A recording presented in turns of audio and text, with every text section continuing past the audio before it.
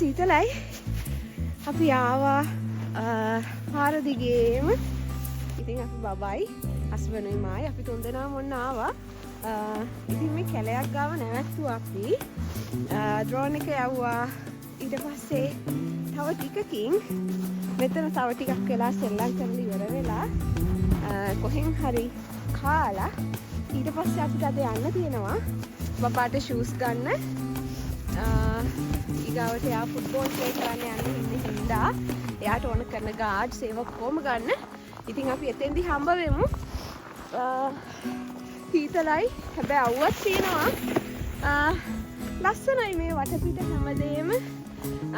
ටිකක් ස්ට්‍රෙස් වෙලා ඉඳපු දවස් කීපයක්. ඒ හැමදේම නැති වුණා වගේ කියලා හිතෙනවා. ඕගොල්ලෝ ෆින්ලන්ඩ් වලට ඇවිල්ලා ගෙවල් වලින් ඈත් වෙලා ඉන්නවනම් ඉතින් අපි වගේ ඕගොල්ලෝ චුට්ටක් එළියට ගිහිල්ලා පවුලයත් එක්ක චුට්ටක් සෙල්ලම් කරලා ඕගොල්ලන්ගේ හිත ටිකක් නිදහස් කරගන්න. ඒකම මේ වින්ටර් වැකේෂන් පීරියඩ් එක. ඉතින් දවස් කීපයක් ගෙදරට වෙලා සතියක් නිදහසේ ඉන්න පුළුවන් කාලයක් ඉඳලා මම හිතනවා හැමෝම එළියට ගිහිල්ලා චුට්ටක්